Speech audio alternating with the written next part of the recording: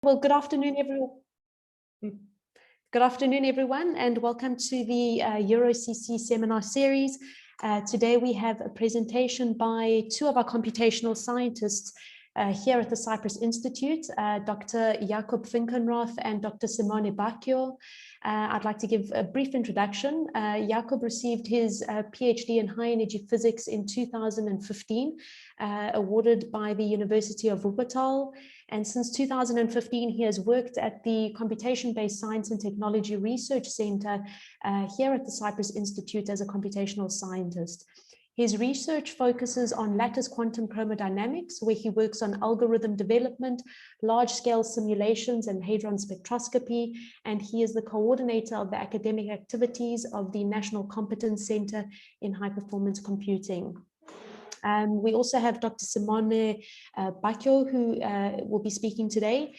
He's also a computational scientist here at the Cyprus Institute.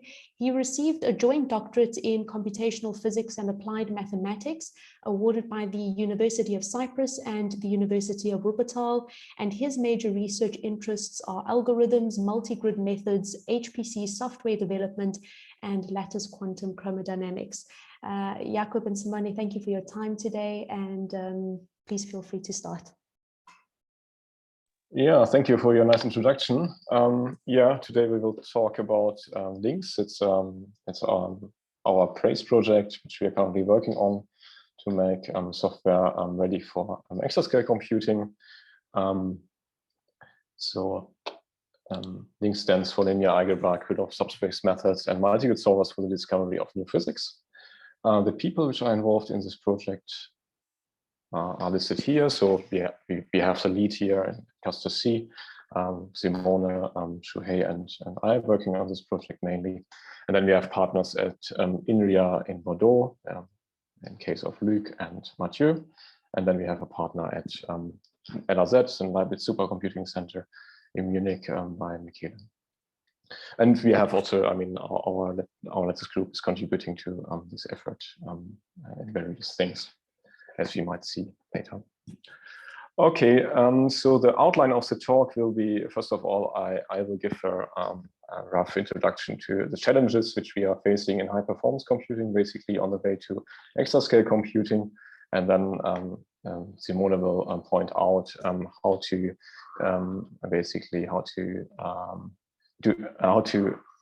what to do with how to meet these challenges in lattice QCT. So in the case of the sparse matrix vector multiplication, and in the case of multigrid methods. And then later in the talk, I will introduce the project Links, and we'll discuss a bit on what kind of algorithms you're working in to prepare them to prepare the computation for exascale computing. And then later, Simone will take the part on discussing what kind of software we are preparing and developing to run on the systems. Okay, so let's start with maybe this graph, which you might already saw somewhere. Basically, the development of the performance of the supercomputers since the 90s. So there's basically a so-called top 500 list. It's based on a benchmark. It's called LIMPAC, where you can basically run on this on your system, and then you can submit your benchmark number to this list. And if you're lucky, you'll be maybe one of these top 500 systems. And the nice thing is that this is basically a list which is it goes back to the 90s, so we can really see how the performance of high performance computing increases over the time.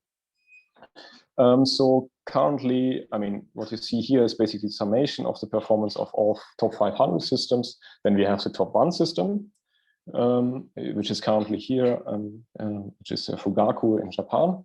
And very soon, hopefully next year, we will have the first exascale system. And basically, we are working on software which can run on this future system on these large scale computers. As you might see, is that this exponential increase slowed down a bit in there 10 years ago or around a decade ago. At the same time, their computer architecture gets more diverse. Basically, we have more systems with accelerators which make software developing more complicated and more, yeah.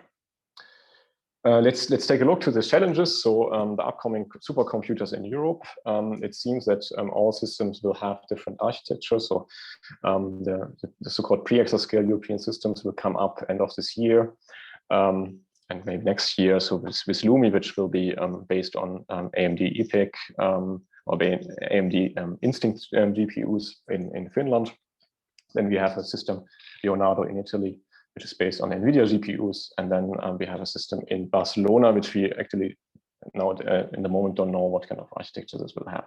So if you look at the timeline between the European timeline and the systems which are coming up in the next few years, you will recognize that all these systems will have different architecture from Leonardo, Nvidia, LUMI, AMD GPUs. And then next year at some point, there will be a SuperMOOC phase 2, which will be based on Intel Ponte Vecchio GPUs, which will be similar architecture like the exascale system in US, like Aurora. So if you want to develop software for exascale computing, you need to take this into account. So you need to be flexible. I mean, you need to have a flexible platform that you be able to utilize all this different architecture. Then we already saw this, but maybe some industrial scaling laws. This Moore scaling law is maybe more famous, but there's this other law, the standard scaling law, which we are now at the time, which yeah, this is not existing anymore. I mean, it was basically found in the 70s that the frequency of the ships are increasing every by a factor 2 every 1.6 years. Which is basically maybe also makes you lazy. You can just sit down for 2 years and then your application is 2 times faster. So since the beginning of 2000, this is not anymore the case. So you need actually to do something to speed up your applications. As you can see also on the right side here, the number of transistors on the ship is basically doubling every 2 years. This might be, it starts to slow down. But this means basically you need to massively parallelize your software to run on the large machines. Okay, so the message here is you need to go for massively parallelized code. And then this also means that the complexity, the memory hierarchy, and so on increases. And a good example is actually looking at the development or the timeline of the Nvidia GPUs. If you see basically, okay, so it's a bit upside down. So the P100 is a Pascal, which came to the market, I think, around 2016, maybe a bit earlier, which is basically driving Pistain in. So it comes out with a peak performance in double precision of 4.7 teraflops. And then 2 years later or 3 years later, the Voltas didn't double the performance. It just goes to 7.8. And just recently, the Ampere is even not doubling the performance of the Pascal. It's just by 9.7 peak performance in double precision.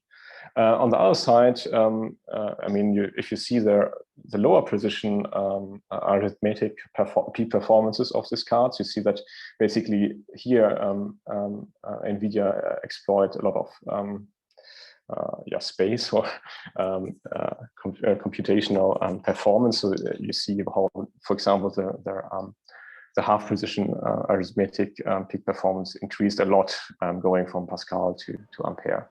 And also by adding tensor, I mean, this low precision numbers, you see that you can gain a very high performances on this card. So the message here is basically you going to exascale, you also need to develop algorithms which can perform on the architecture, and in this case, really exploiting the low precision performance of these cards. We're going to, for example, to mixed precision solvers or to multigrid approaches where you can perform, where you can solve the coarse grid in very low precision. So let me conclude by just give you a simple example. Basically, let's say you have an application which needs around 24 hours to run on your computer, but there is is a possibility to speed this up, let's say by a factor 10. The question here would be, can you really afford to wait the 24 hours for every new job? Yeah, it's only 24 hours basically, but if you can imagine that there's another group which basically has invested the time in optimization this application, and has this factor 10 in performance, they will be just way ahead in 1 year upon your research. So, and this means that you will never catch up. So, and this is not an unrealistic example, because if you look the current trend in towards exascale computing, what kind of performance will be there in 1 year? You see that going from the fastest machine in Europe, Jules Booster, which is around 70 petaflops, and in 1 year maybe we have the first exascale machine, Frontier at Oak Ridge, which have more than 16 times the performance of this machine. So Simone, what we need to address for Lattice QCD to be ready to take this, to utilize this performance?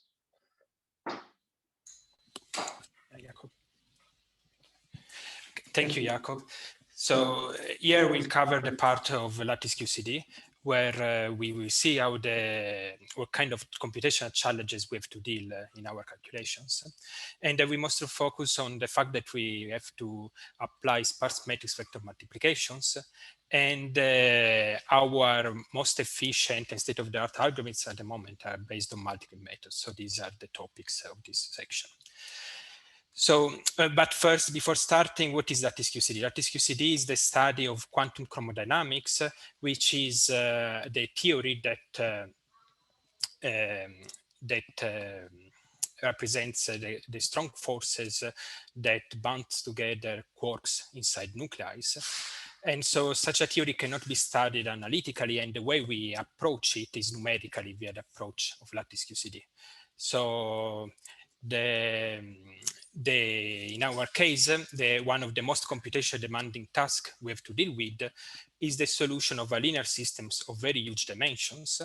These linear systems are represented by dx equal b, where d is the Dirac operator, and this represents how fermions propagates on the lattice. And such a calculation centers every time we have to compute a fermionic quantity. So every time we have to deal with quarks, and this is almost in every calculation we make. So such inversions needs to be done very often, order of millions of times, and such operator is very huge. It might be might have a dimension of 10 to the 8, 10 to the 9 size per matrix. So such a matrix, if we consider it as a full matrix, so we double these numbers n times n, and we translate it in bytes, is something we could never store on a supercomputer. On the other side, we are lucky having such a matrix as sparse, which means that the number of non-zero components in the matrix is much smaller than its size. This is shown on the right-hand side here, where we have the representation of the Dirac operator, and you can see that only the blue parts are those that are numbers. All the rest, all the white is zeros. So the sparsity of such of this matrix allow us to actually compute its inverse. And we do this very often and compute these linear systems. So a few details: the sparsity of this matrix is coming out due to the fact that is the discretization of partial differential equation that connects in 4 dimensions the neighboring connections. And so only the first neighbors are connected, and this is represented by those lines, the off-diagonal lines in the matrix. So when we put it on a supercomputer, then we take our lattice, we parallelize it thanks to domain decomposition, which means we divide it in blocks that are distributed to each process. And since we have only first neighbor interactions, then what we have to take care of is only communication of those that we name halos, that are the border of this matrix. So the application of the matrix then goes through 4 steps, where we send the information about the boundaries. We do the inner multiplication, those that are inside the lattice, our local lattice. Then we receive boundary communication. We receive the information about the boundaries, and we do those outer communications. And this is repeated quite often. So it's quite simple to implement it in a parallel environment. And you can see here how the performance of such matrix scales over the years by increasing the peak memory boundwidth of the chip we are using. So this is because our calculation is communication bounded. So we are limited by the memory bandwidth that the chip has towards the memory device. And by having more of these devices and increasing the number of nodes, the application of this operator scales actually quite well. And you can see it in this plot, where everything from Intel Xeon 5s or the Nvidia GPUs are performing very well. So if we had only to apply the Dirac operator, our life will be quite easy in Lattice QCD. But like I mentioned before, we don't have only to perform the application of D, but we have actually to compute the solution to the linear system dx equal B, which means finding its inverse, finding x, which is such that dx times B is the solution. So this means computing the inverse of the matrix D. Now, the best way to do such operation for a sparse matrix is to use those that are named iterative solvers. Iterative solvers are based on a theorem that is that was proved by Krylov, and for this reason they're named Krylov subspace methods, which states that the solution to the linear system dx equal B, it's part of the subspace over where the operator D is applied up to n times to the right-hand side B. So if we apply the operator D n times to B, we store all these vectors, we know that our solution is within such a subspace. Of course, we don't want to apply the operator so many times. We would like to solve it much faster. And this is actually what happens in our situations, where by exploiting properties of these linear systems, of these iterative solvers, we can actually solve this linear system quite fast. Though another issue we have to deal in Lattice QCD is the fact that by decreasing the quark mass of our fermions, the time to solution for inverting the linear system grows exponentially. So you can see this, that this is because the matrix becomes ill-conditioned. And so by lowering this quark mass from a very high value that is around the mass of the charm, so those are the heavy quark, and we go down to the mass of the strange and up, our time to solution almost increased of a factor of 100, so 2 orders of magnitudes. And this has been quite a big issue in Lattice QCD for many years, for them being solved by the application of multigrid methods. So such approaches wants to exploit multiple layers of coarsening for accelerating the time to solution of the matrix. This is done by constructing a coarse operator that is, here it's named DC, which is represented on a smaller lattice.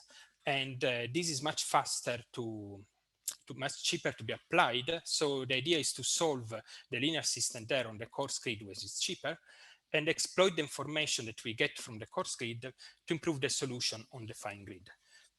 So this goes through some steps by applying something that is known as a smoother, which reduces the fluctuation on the fine level.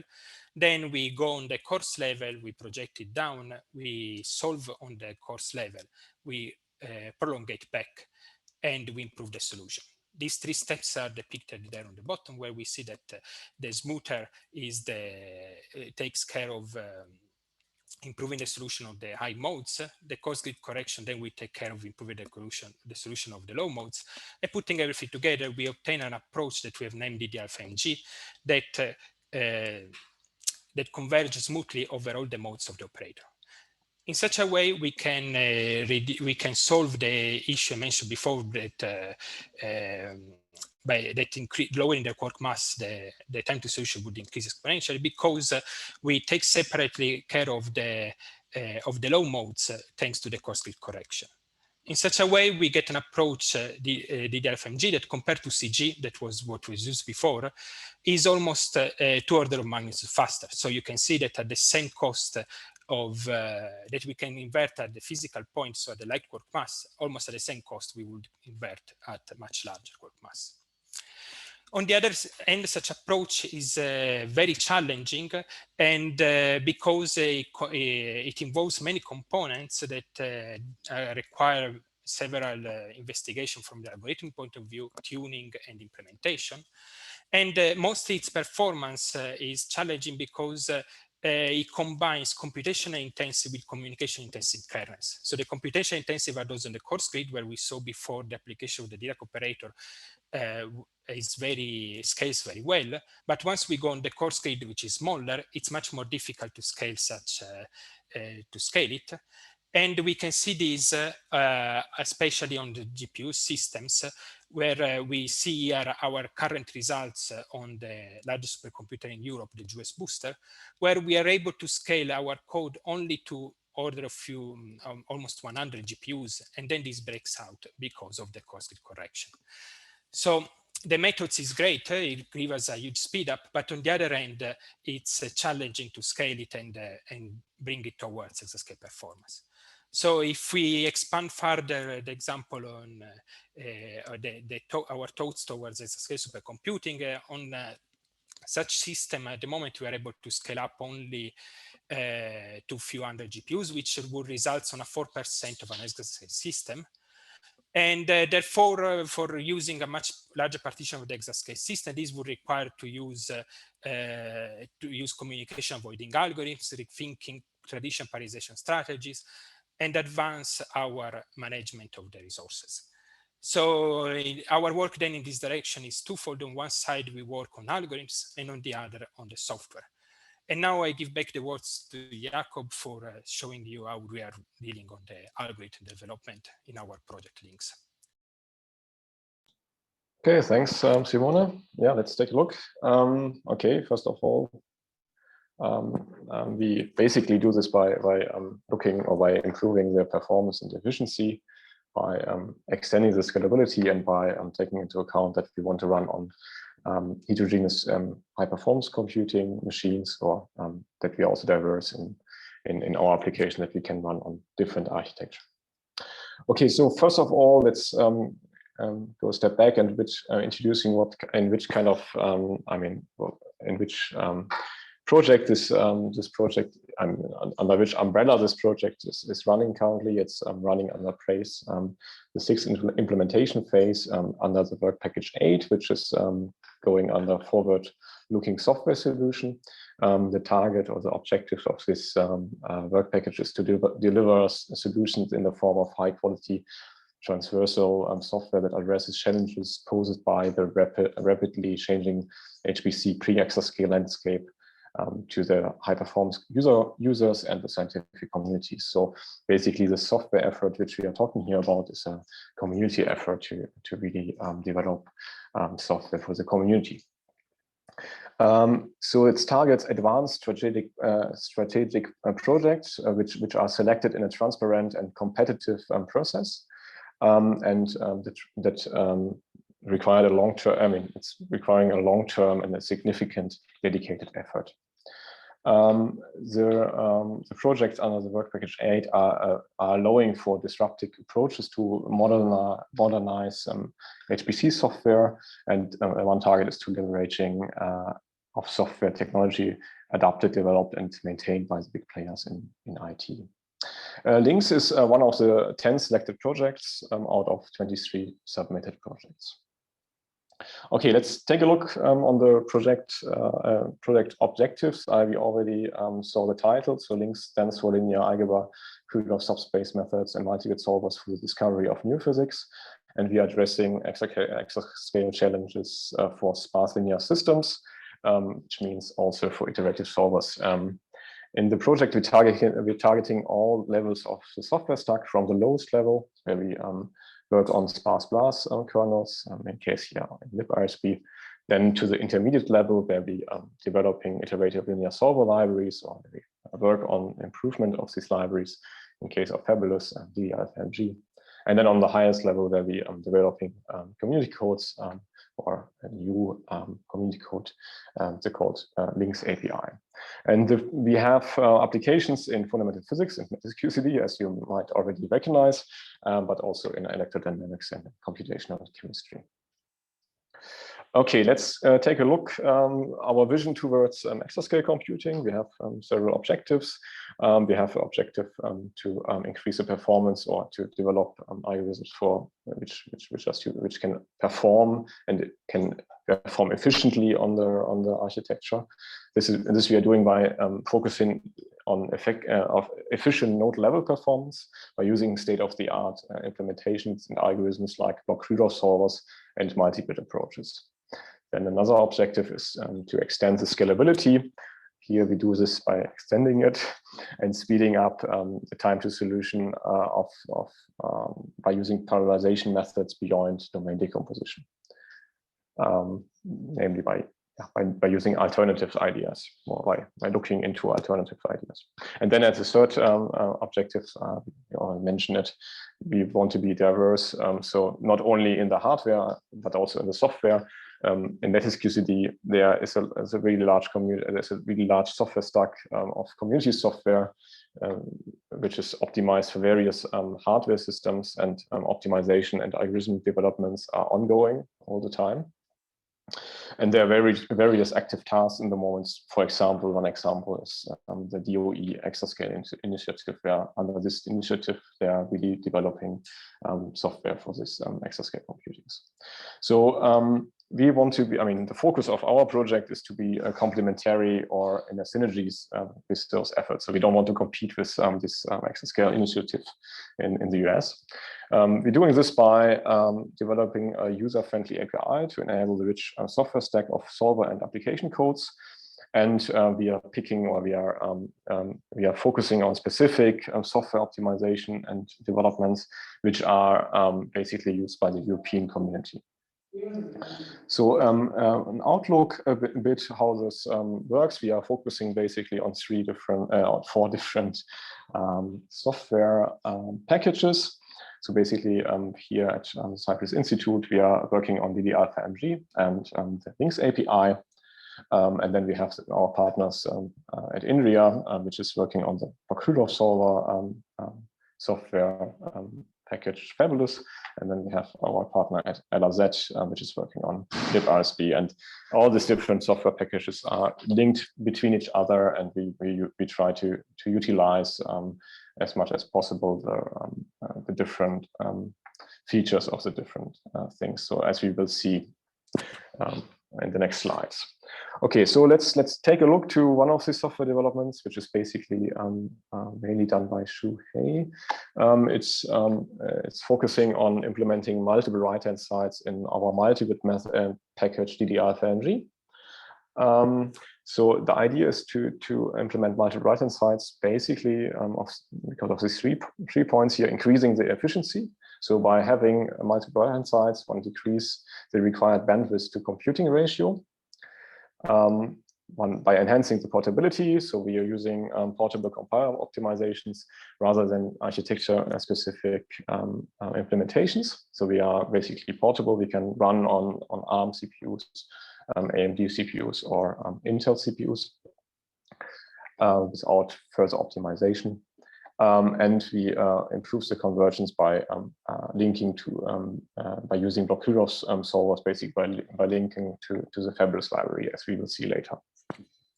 So the implementation which was done was by defining a new data structure. Basically, the index of the vector is running now as the fastest, which means in a C code, which is this DDR5G, means to rewrite every or all the low-level kernel, which is quite a hard work. So now by doing this, we add auto-vectorization to enhance portability, basically by adding this pragmas. And then we see the results on Skylake chips, for example, on chips which are used on SuperMOOC. We see that the vectorization shifts from 128 bits to 256 bits. So we see that this is working. And basically, we also see that we can speed up the coarse grid computation by a factor 1.8 if you go from one right-hand side to 12 right-hand sides. Okay, not only this, one can actually multiple right-hand sides also are suitable to extend the strong scaling window. So basically on a multigrid, so the multigrid, as Simone already present, the scaling breaks down at some certain point. By adding more right-hand sides, one can push this limit further by around a factor 5. Here on this lattice, it's a 160 times 80 cube lattice. Moreover, we prepare our code for having something like a pipeline force computation in Hyper Monte Carlo simulations, which we are using for generating our ensembles. Basically, which is already done, we implemented a multiple right-hand side version with multiple shifts, so that each right-hand side has different shifts. And this enables us to do force computations of different operators to get all together, and then we basically utilize all these positive effects in the HFC. Moreover, as I said, we are looking in Krylov solvers library. So maybe I just shortly introduce this here. So the idea of Krylov solvers is to extend the Krylov space. Basically, what you want to solve is not only a linear system with one right-hand side. So you basically get down here matrices consisting of P right-hand sides, and you utilize this in your search space by just extending the search space for each right-hand side by including all the other right-hand side in the search space. This basically accelerates your time to solution, where you have to deal with some difficulties, like, for example, you have to track the individual converging rate for each right-hand sides, and you do something like inexact breakdown if one of the right-hand side is converged.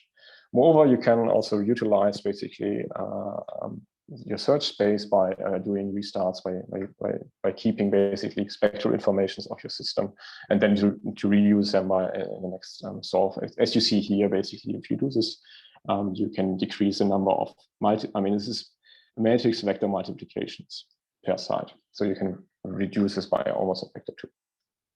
So we link this fabulous to DDR5G, and basically by utilizing the Krylov solvers on the causes level. Here is basically our first results shown for a 32 cube lattice using this VGCRO deflation restart method at a coarse grid shift of around 5. We see an improvement of the number of matrix vector multiplications by a factor 2. Going from this standard method to here, and this is even increasing if one neglects this shift. So if one just use a shift of 1, then see that one gets an improvement of a factor 10. However, this needs a lot of fine tuning because currently Fabulous has a large overhead. So we see already algorithmic improvements, but this has to come out also in the time to solution. Okay, so Simone.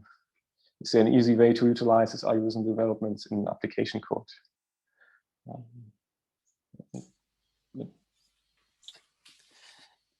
Yeah, so here in the last quarter of this presentation, I'm going to review our software developments toward these objectives. So for putting together as many as possible improvements to the algorithm within one library.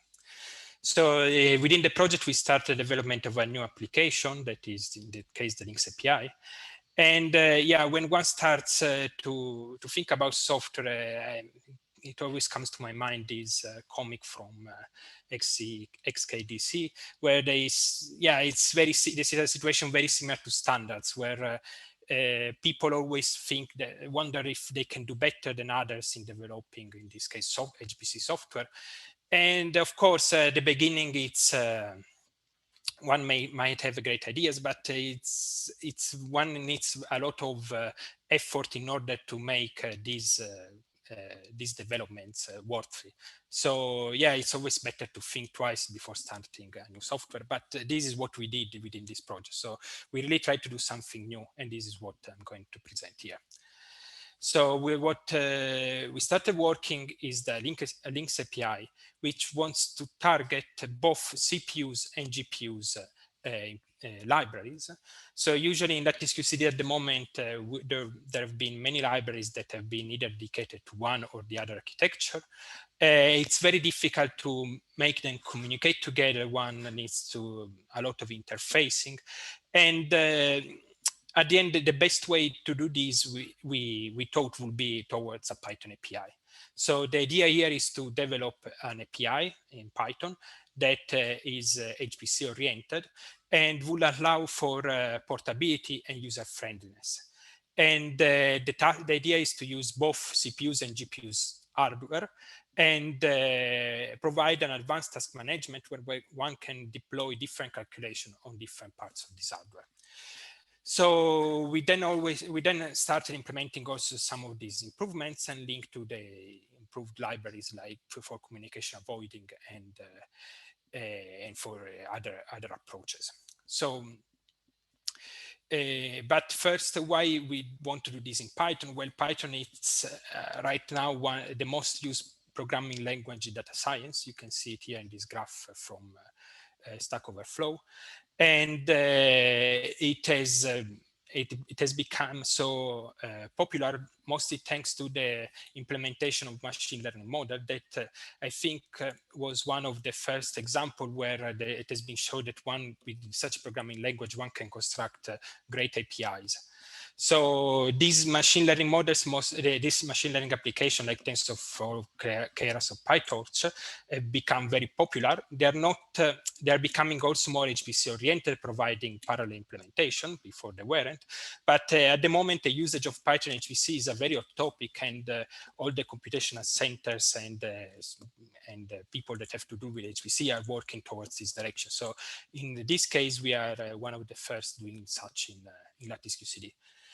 And so what we are developing is a Links API that wants to be flexible, portable, and extendable. And it has a hierarchical structure, and it's based on different layers, where at the bottom we have standard QCD libraries that are optimized for the different architectures, and those are written in C, C++. And then over that, we have a set of layers that will allow us for interfacing such libraries and then allow for data and task parallelism. So we are doing this. This is available on GitHub. It's modularized in various packages that can be installed independently. And we enforce a nice standard with continuous integration deployment. So we are doing I think a good job providing also documentation, etc. And we are really looking forward to implement something that is for the whole community and is a long-term project. So our first main target now is to reach to perform simulation on CPUs and GPUs for our collaboration. Then, so just to give a look, what we have is a links interface that allow us to construct a computational graph that requires some data input, a set of tasks, and then this can be easily parallelized via task. So one can then use task parallelism over these tasks. And this requires then a scheduler that can work from a single node by distributing this task over threads, or like in our case where our codes are already parallelized via MPI, we can then be modular, so either running on CPU or GPUs partitions, or in general distribute parallel tasks over the full machine. The linking to the library then is done via CPPYY, which is another great package that if you don't know about, I really suggest to have a look at it. So this was the main software implementation that we are doing in our project. The others already mentioned by Jakob are the fabulous API that is provided by India and the DelfMG. And then we also work on LibRSB, which is a recursive sparse block matrix library, and I will briefly mention in the next slide. Sorry. Yeah. The LibRSB, the idea of LibRSB is to provide an optimized application of sparse matrices. This is one of the main cores of our application. So we are going to use this also in our calculations. And such a library is the idea of this RSB format, which competes with other standard sparse formats, is to be recursive. So the matrix is divided in several subdomains which optimally fit in the cache memory, so they optimize performance. And these are then iterated over in the application. It provides, it supports a library providing various interfaces for various programming language. And its performance is significantly higher than other optimized implementation like the one provided by MKL. So concluding, we are now getting ready for Lattice QCD on the first peso-scale supercomputer in Europe that is going to be LUMI. This is equipped by NVIDIA GPUs, and for this we are porting our codes to AMD. And here it's an example of our results, our first results for the Dirac operator. This is by using the CUDA library. And it is at the moment done on MI50, which is the previous version of the AMD GPUs. And this came out at a similar time with the Pascal Nvidia. And for this reason, we are comparing in the graph between these two GPUs. We are still waiting for having access to the next generation of AMD GPUs, which is going to be MI100, that should compete with the latest model of Nvidia, that is A100. So we definitely look forward to that. So now we arrive to our conclusions. And yeah, Jakob, do you want to say the last words? Okay, yeah.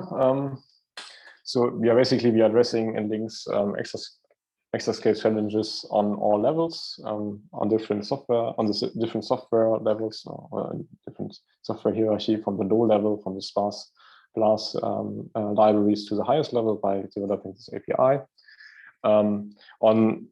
By focus, also addressing on the different exascale objectives, which which we lined out here. I pointed out scalability, flexibility, efficiency, and Links is on the way towards running on the European pre-exascale machines. So maybe before concluding, I just wanted to also make I want to advertise an upcoming talk, which is also on multigrid solvers in applications in other areas, basically, I think in renewable energies by Pascal Damba in July, at the 13th July, here also in the senior series. Okay, so with that, we thank you for your attention, and I guess we are open for questions. Thank you, Jakob and Simone, for a really nice talk. I think for the Q&A session, if people can just raise their hand, and we'll move through the questions in that way. So if anyone has a question, please. The first question is by Professor Alexandru. If you can unmute your microphone. We cannot hear you. We still can't hear you, Professor Alexandru. Oh, there we go. Not my. I thought you were able to read my lips. Yeah, thanks very much. I was saying for this very nice and interesting talk. Just to understand that I got things right. So you are preparing a simulation code for TML QCD? Yes, yeah. So, and you will include Open QCD as well? Not at the first moment. The idea here is to at the moment, to prepare an environment that is flexible and will allow us for doing so, we are interfacing to major libraries like CUDA, DDR5MG, TMLQCD, etc. Yeah, I see OpenQCD is listed there. So this is those are other libraries that can be targeted. At the moment, it's not in our priority. But the idea is to prepare for our, to have as a main focus the project of our interest, which is simulation for distant mass. But within a project that is more that aims to be more flexible and and where other people can also then contribute to it, because yeah, the idea wasn't to compete with others, but to help the whole community. Okay, but how far are we with Twist and with TML-QCD? Okay. Okay. Yeah.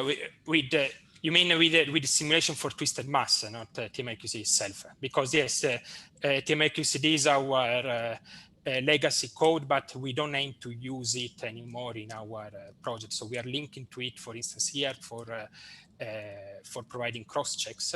But at the moment we are in quite a good state. Okay, the interface to DDR5G, that's ready. We are in a very good state for the interface to CUDA, and we are working on adding some pieces to the for some additional GPUs kernel that are missing for performing simulation GPUs. In the meanwhile, performing cross-check with our old implementation provided by TML-QCD. And yeah, we are proceeding in a quite, how to say, organized way. So we've regular meetings about that, and we discuss the progress.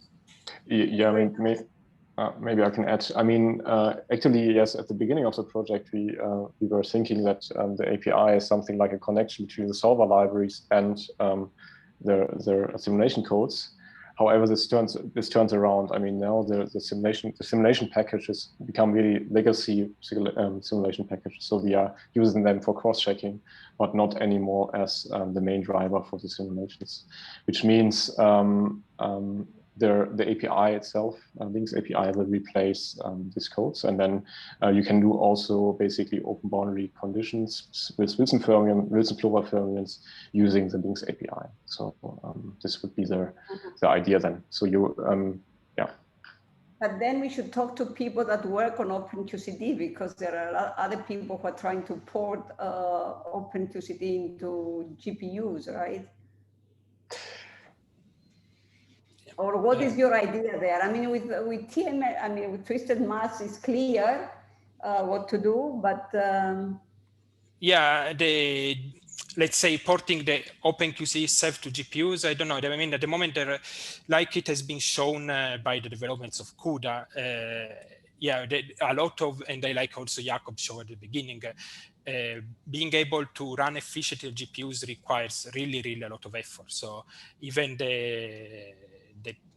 the people themselves that are working for Nvidia, so the main developers of CUDA are struggling and really developing a lot of software for obtaining the maximum out of these devices. So I think porting a CPU, yeah, legacy code like it's also OpenQCD at the moment to GPU completely, I don't know. I think the idea what we are working on here is to provide something that interfaces to the best libraries and provides a simple framework that one can use. And then one can then implement over Links API an OpenQCD-like interface if one wants to. So that would be some of the idea. So to provide the kernels, to provide the computational power in this way. Because yeah, I mean, it's the idea of being organized in layers. I think it follows somehow what also other people are doing in other fields, because it's better to encapsulate than trying to do everything in one. So that would be to want to rely on the best softwares. Yeah. Okay, thank you.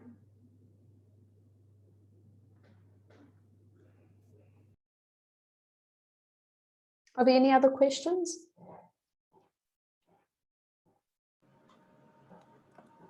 If I may, Kathy, can you hear me? Yes, we can hear you. Thank you very much, ahead. Jacob and Simone, a very interesting presentation.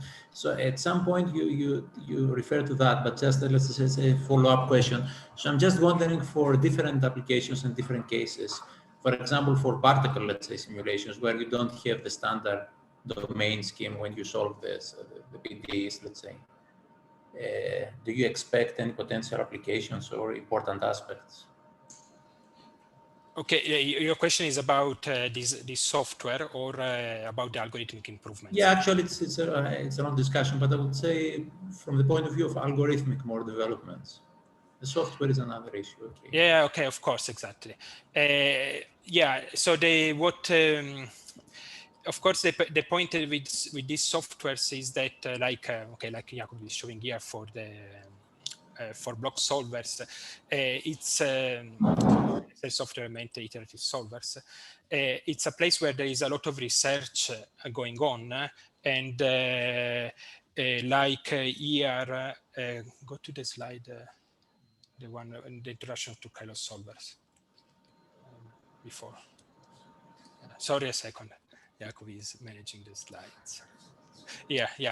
Like you see here at the bottom, once everything will be very easy if we had just to apply the Dirac operator on in any other case a sparse matrix to our system.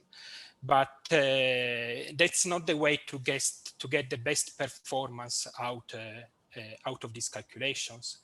And especially like Jakob introduced at the beginning with the new modern device where they exploit a lot of mixed precision and other I mean, the architecture and the parallel strategies are changing significantly over the years. There's a lot of research towards improving specific aspects of these solvers, like mixed precision or block solvers or communication avoiding, deep pipelines, or these listed on the bottom, and also multigrid methods, that is one of our specializations. And yeah, this knowledge is very flexible and can be applied everywhere where the sparse linear system needs to be solved. And one requires in first place a good knowledge on what is available on the market and how to, and what are their advantages and disadvantages. So then we can consider such improvements somewhere else when we know. Yeah, we need to combine problem specific issues, so those that are related to the scientific problem, with all the potentiality of these algorithms that are available. Okay, thanks. Yeah, that's a topic to be explored definitely in the future. Yeah. So I mean, okay, in our case, we really rely on our multigrid methods on symmetries which the Dirac operator, our matrix, obey. I'm actually, as I said, looking forward maybe to hear also from other applications in other areas to see their multigrid applications and to see what are the difference to our fields. Maybe this is to add. Yeah. Okay, thanks. Hello. One question concerning the Krylov solvers, Krylov subspace methods you're using. You're mainly just using block methods, block GMRS in your algorithms? Mm-hmm. I mean, okay, we are looking into different. I mean, Fabulous, this package for block Krylov. I mean, this is basically a block Krylov solver library, has different methods implemented, mainly based on what is shown here, maybe based on block GMRS methods, but also recently on block GCR methods. And there are different variants available, like this inexact breakdown, and also using deflation restart methods, and different orthogonalization methods are available. I mean, this is basically the research by Nvidia, and now we are combining this in our multigrid library and to explore basically the potential here. The research done in this direction, in this linear solver developments of the Krylov solvers, is basically what they're doing on Nvidia's side. Okay, This is, you haven't explored the communication avoiding methods or S-step methods in that aspect, even the block Krylov methods? In this project, not, no. Maybe Simone, you? Yeah, I mean, it wasn't the target of this project because it was within the collaboration with India that was developing such approaches, but are definitely methods that we use, the pipeline solvers with steps, and these are somehow standard approaches that are available in our workflow. So let's say we try also to come back from the question previously from Vangelis, that we try out many algorithms in our case, but it's then really I mean, most of them then might not work, and that's really related to the problem that one is working with. So in our case, for instance, with our twisted mass operator, the best algorithm was the conjugate gradient, while you just change slightly the operator, and then other algorithms performs much better than others. And this then limits, depending on what variants of these solvers are available, limits our ability of using them or not. So, and also within multi methods, things becomes a bit more complicated. So it's, yeah, one really needs to know well the problem related issue and try out, do various experiments. Okay. Yeah, maybe I can add, basically, I mean, what we basically see is not, I mean, what we see is that at some point, not only the global communications are slowing down the scalability, but also their next neighbor communication. And this is one of another bottleneck, basically, from the scalability. But at some point, even if you have a pipeline version, you will see that the next neighbor communications are taking over and will dominate your, or will hinder your scalability. So this is, yeah, in this case, maybe communication avoiding methods whereby you try to do something like a step where you get all the needed information at the beginning, and rather than doing just one, let's say, application of matrix vector multiplication, you will do several with some redundant computations. That would limit a bit like the communication, but depending on which algorithm you're using, GMRS or conjugate gradient, I think people are doing research in that direction. Yeah, yes, I think, yeah, the problem is also on the multigrid procedure that the size becomes really small, and then you have to be careful with, I mean, then you need to communicate at some point. I think in CUDA we are using something like 10 iterations for communication avoiding CG. Yeah. Yeah. Thank you. It was a nice talk. Thank you.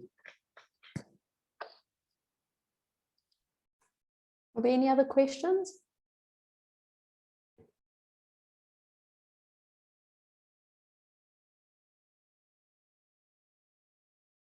Okay, well, in closing then, I would like to thank everyone for joining us today. Especially thank you to Jakob and Simone for your time and for a really nice presentation. Thank you. Thanks. Bye-bye, everyone. Thank you very much. Bye. Bye. Bye-bye. Yeah, thank you. Bye.